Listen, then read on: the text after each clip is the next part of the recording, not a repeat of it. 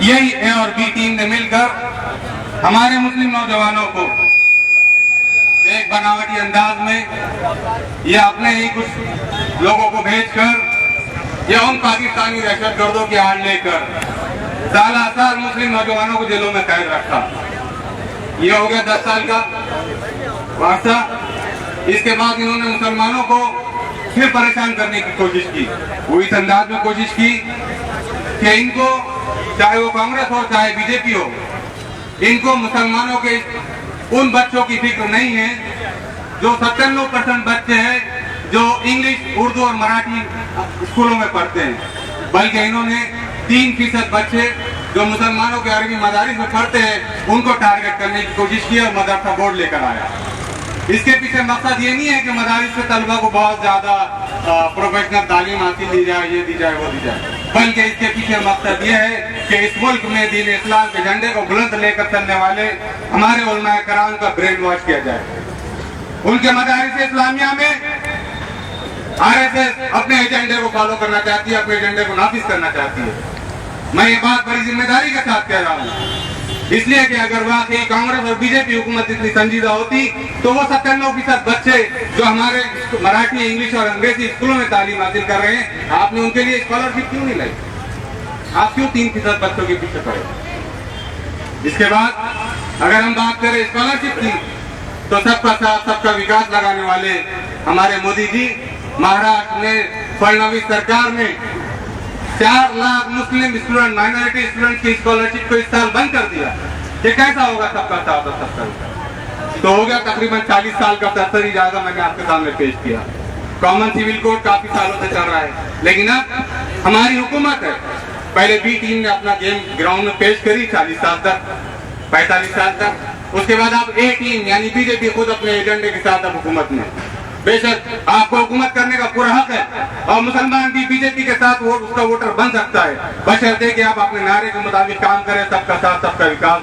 बशर्ते कि मुसलमान अपने दीन में किसी किस्म की दखलंदाजी बर्दाश्त नहीं कर सकता।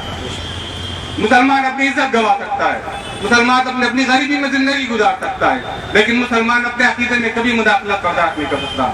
मुसलमान कभी ये नहीं चाहता कि तुम आओ और हमारे दीनी जो अकीदा है कि विरासत कैसे तकसीम की जाए, तलाक कैसे दी जाए, नमाज कैसे पढ़ाई जाए, दीगर जो मामला है वो कैसे अदा किया जाए, ये हमारा अंदरूनी मामला है। हम किसी दूसरे मजहब को, किसी दूसरी कौम को ये जाकर नहीं कह सकते कि जाइए आप मंदिर में वहाँ सजदा मत कीजिए, आप इस मंदिर में सजदा कीजिए, आप अपनी बहन को ये हिस्सा नहीं, ये हिस्सा दीजिए। वो हमको बोलने का कोई हक नहीं है और न इस मुल्क के दीगर कौमों को मुसलमानों के हकूक के अंदरूनी मामला को बोलने का कोई हक है।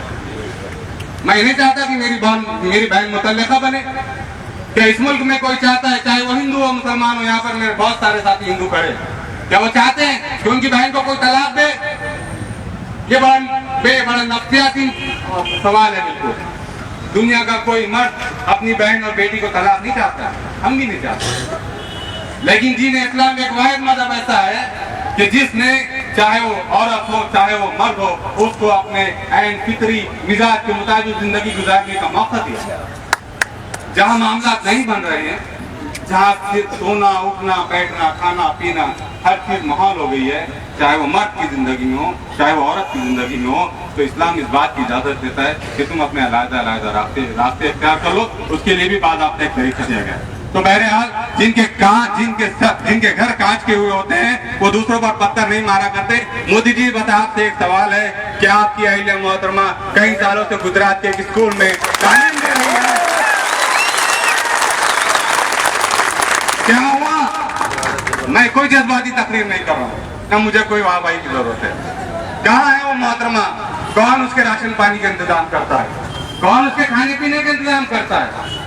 मैं बताऊं, अगर मुसलमान खातून तलाक लेती है तो ये दीन इस्लाम सबसे पहले उसके नाल नुक्ते का इंतजाम करता है। ये दीन इस्लाम। तो मेरी हुकूमत हिंद से, अरबाब इख्तियार से, लॉ कमीशन से, महाराष्ट्र गवर्नमेंट से और यहाँ पर बहुत सारे आईबी और इंटेलिजेंस के लोग मौजूद है, वो सही रिपोर्ट इन आला अरबाब इख्तियार तक पहुँचाए कि वाकई अगर आप इस मुल्क की तरक्की चाहते हैं, इस मुल्क को सुपर पावर बनाना चाहते हैं, तो मोहतरम वजीर आजम नरेंद्र मोदी साहब मुसलमानों को साथ किए बगैर आप इस मुल्क को सुपर पावर बनाने का ख्वाब छोड़ दीजिए।